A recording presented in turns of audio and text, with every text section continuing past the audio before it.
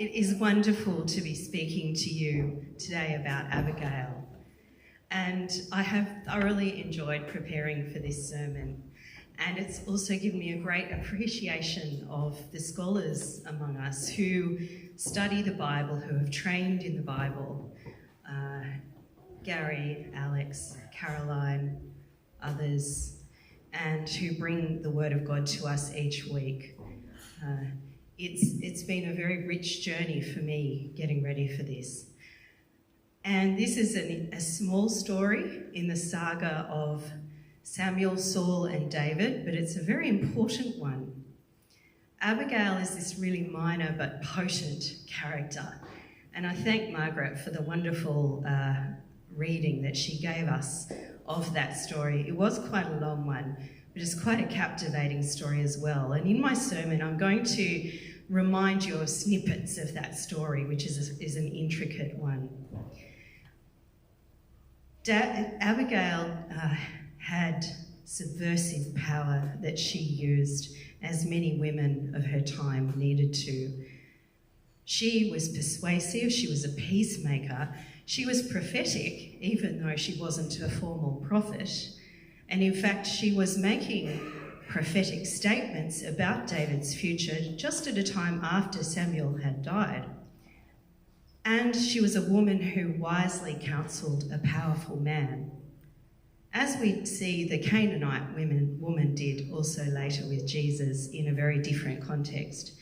So I want to talk about two facets of the Abigail story and put her at the centre of this story. A lot of commentary on this story is rightly about the plight of David and his run from Saul. It's quite a saga. But Abigail is an important story. Some scholars will actually describe the story as that it's serving a political metaphor for David's relationship with Israel, which is really interesting. But I'm going to look at the individuals on face value. Now, as we heard in the reading, David had been on the run from Saul, who was a jealous king who was trying to kill him. And David had this army of 600 men that he needed to feed. He was in this very dry, desolate place called Paran, which is sort of the southern Israel, northern Egypt area, as far as I can tell now. And he and his men were camped near this bunch of shepherds, and they were guarding the sheep, and they were informally guarding them, as we hear in the reading. And there were about 3,000 sheep. So Nabal was a very wealthy man, and he was based in a place called Carmel. Now, Nabal, as we heard, a wineskin, and I suspect that his parents probably didn't call him Nabal when he was born. Who wants to call their kid full Nathan Smith? No. I think that he probably acquired that name as his character became evident. And I think he also had a problem with alcohol, which made his behaviour even worse. Now, David knows that when it's time to shear the sheep, there's lots to eat and drink. It's a very busy time, but there's this huge party. And he sends some men to ask for what they can spare, but Nabal's probably a bit smashed by now and says, no, go away, get lost. And anyway, who's this David bloke? And David wants revenge. He's feeling very angry, and he says to his men, grab your swords. He takes 400 of them, so this is going to be pretty intimidating. And David has held himself back from killing Saul, his persecutor, when he had the chance. And he writes several of his really beautiful psalms in this time where he talks about God being his protector from persecution. So he's practiced great restraint. But now he wants to get revenge on Nabal. And he was probably a bit hangry, I'd say, a bit hungry and angry and stressed because he had 600 men to feed. And he's outraged at this refusal of the needed and expected hospitality, which to some degree was going against cultural expectations, even though we might say that David seemed rather entitled. So enter Abigail, Nabal's wife, and her name literally meant beautiful and wise, as we've heard. And she tells the servants, without the idea of 200 pressed fig cakes, I want to try one. And on her donkey, she finds the vengeful David. She jumps off her donkey, she flattens herself face down on the ground, and she says, "The guilt should be upon me. I am your servant, let me speak." She says, "Forgive Nabal, he's a bit of an idiot." She says, "Remember, you are fighting the battles of the Lord. Evil shall not be found in you, and to murder this household now would be evil. And you are under the care of God despite the persecution you face. Trust in God." And she even cleverly references his skill with a sling, because remember, he hit Goliath with a slingshot. She says, "But the lives of your enemies God shall sling out as from the hollow of a sling." And her next words are prophetic. She says, "When God has appointed you prince over Israel, my Lord shall have no cause of grief or pangs of conscience for having shed blood without cause or for having saved himself." David comes to his senses and he praises God for sending her. He says, "You kept me today from blood guilt and from avenging myself with my own hand." David spent all this time restraining himself from killing Saul, and he's about to avenge himself with a pretty random act of impulse. And who stops him? A woman who is an agent of God. And the people who are often missing in the commentaries of this story, they're servants. Look at their work in sending messages, in knowing that Abigail is the sensible person who's going to do something to try and save the household, and they trust her. Abigail was indeed wise, as we can see from her rhetoric and from this story and from her actions. And we might say nowadays she had a pretty high EQ. She had very high emotional intelligence. She speaks to the person David is trying to be, a man of restraint and godliness. She's masterful in the art of rhetoric. She uses a familiar metaphor for David, the sling. And she actually does something really clever that we study in persuasion, which is to work with his anticipated regret. So she says, "If you killed Nabal and all the household males, you would feel great regret at this." And this anticipated regret can affect all of our decisions. If I did this now, how would I feel later on? So it's quite a powerful form of persuasion. And in this story, we see people who are marginalised in their time. Abigail as a woman, servants, practising a form of leadership. Her servant has come to her to mention the crisis, and clearly there was that trust. She makes a rapid decision, she directs proceedings, she mobilises resources, she knows what to do and what is available in the household. She is not a passive player, despite the fact that she was prostrate in front of David. And in this crisis, because it is an absolute crisis, we see Abigail caught between two bad options. How often in life are there decisions that we have to make that are between two bad options, and we have to choose the one that's best out of those bad options? And the one option for her was to disobey her cantankerous husband, which could be dangerous, and the other was to stay. And she sent herself as a woman on a donkey to an army of 400 men with a man there full of anger and vengeance, and she took that option. So when Nabal dies soon after these events, David takes Abigail to be his wife. And now we think, right, this is a happily ever after story. That's very unlikely to be the case.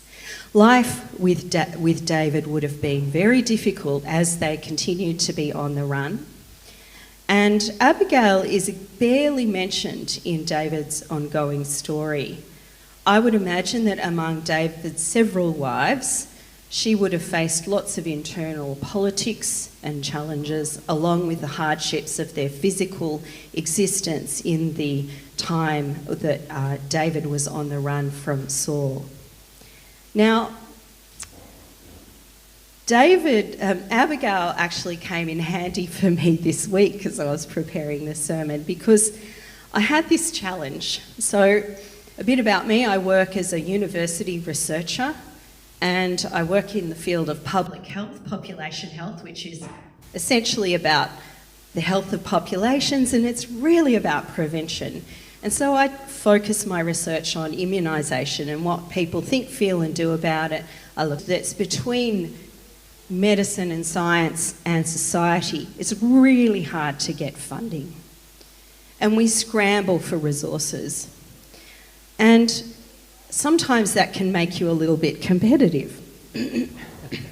And I've been doing this for a long time, so I'm known and I have a level of power that I've had to come to terms with and be aware of.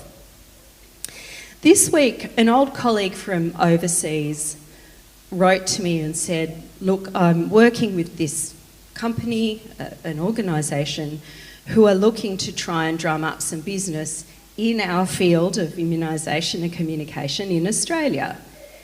And they were trying to get the sort of work that we're trying to get from funding for from government as well.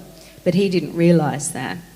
And he wants my advice, he wants connections, he wants to be able to find people to speak to.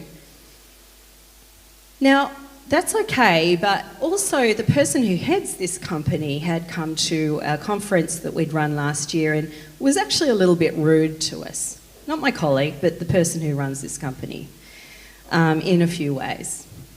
And so I was stuck with this dilemma of how I'm going to help my old colleague who wants to seek opportunities in Australia, because there's now very little funding for public health in the US. And I needed to decide what to do. Now, I had several options. I could just fob him off and write back on WhatsApp and say, sorry, I'm not really sure how to help. I could say, talk to Rachel, not her real name. I could share the request with my colleagues who were equally nonplussed by this guy last year, and they could all sort of say whatever they said and I could be slightly entertained by that. Or I could give them good advice and put my own desires and needs aside.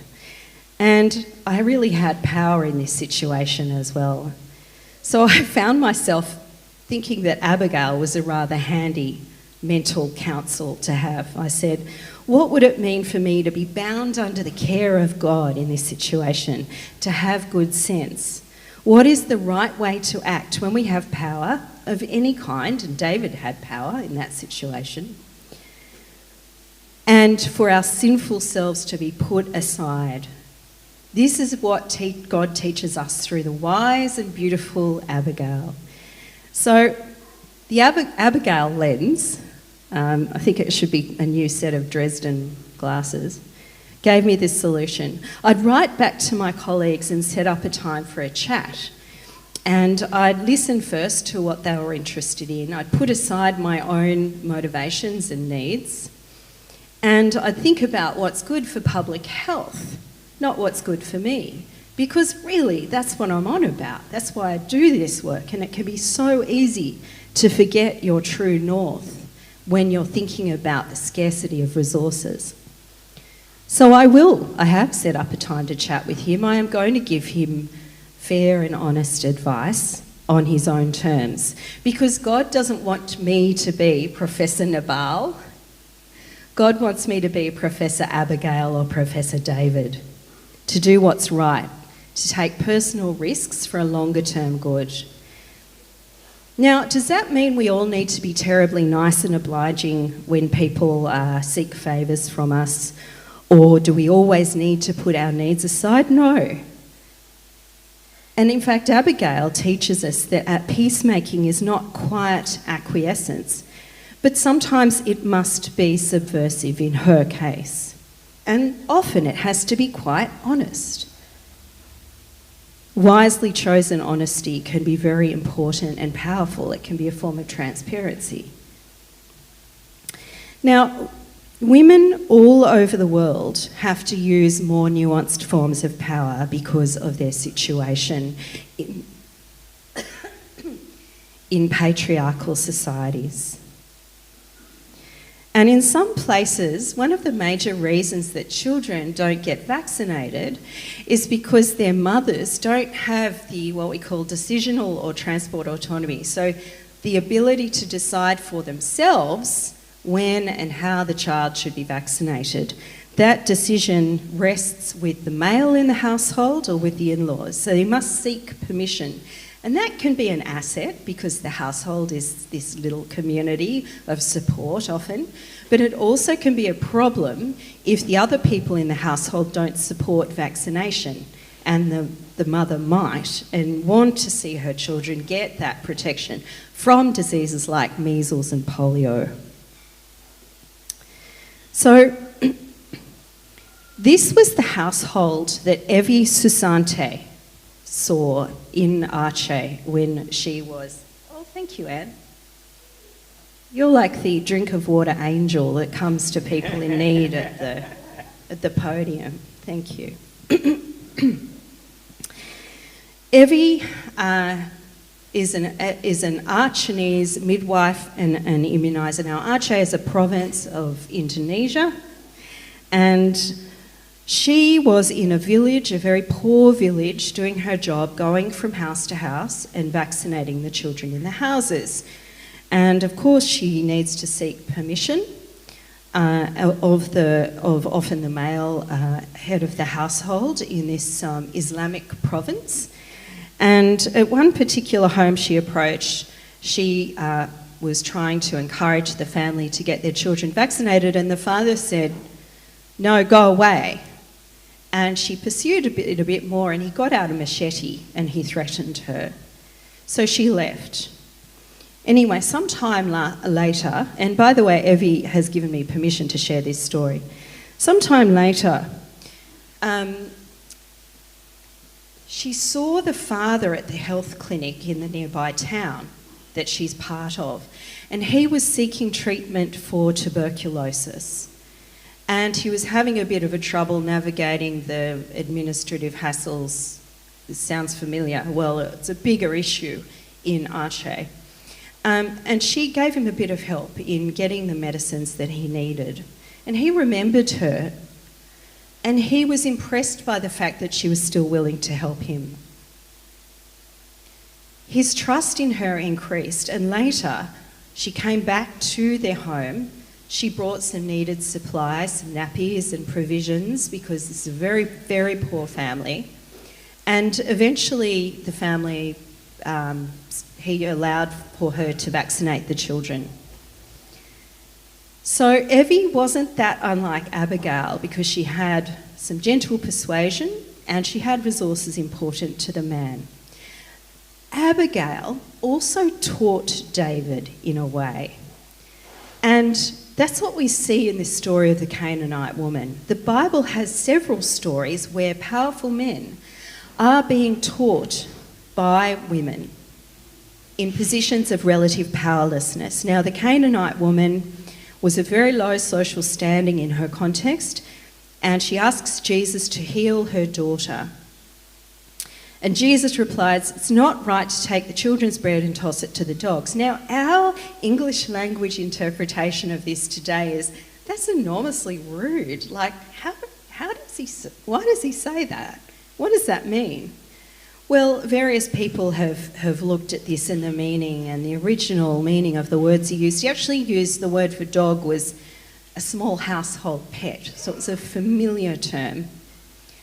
And the point that he was also making was actually about the Israeli lost sheep of Israel, the children of God. And she actually didn't take offence. She actually used the very metaphor that he'd used.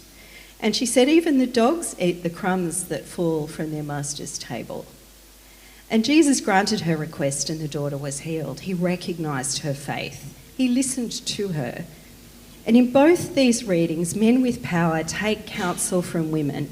In this case, the woman must use every shred of agency available to her, which isn't much. but it's her words and fundamentally her faith. In our lives, we need to ask, how can we be faithful to what God would want of us when it is difficult to make such decisions, when we must speak truth to power from positions of marginalisation? And I particularly think of our First Nations friends who are so much a beloved part of this church. Or when we must handle our power with the utmost care, for good, not for gain. And the answer in part lies in the stories of these remarkable women, both of them demonstrating leadership, courage, stepping up, leaning in, as they say. And in the case of David saw God's counsel in the pleas of Abigail, and in the case of Jesus saw the great faith in the advocacy of the Canaanite woman for her daughter. God speaks to us through the words of others, through his word and through our own wisdom. Let us go out into our weeks with ears to hear God in all the tiny situations we find ourselves in how we relate with people in the everyday, how we speak with our family and hear from them, how we think about when we're driving down the M4 behind a slow driver, as I promised I'd throw into the sermon with my family today. In our work, in all our decisions, how do we listen to the words of God through others? I'll close in prayer. God, guide us in your ways. Teach us discernment. Teach us to listen to you through the wisdom of others. Teach us to search for your wisdom in unexpected ways. Let us be agents of you in our lives, in our relationships, our communities, and in our world. Amen.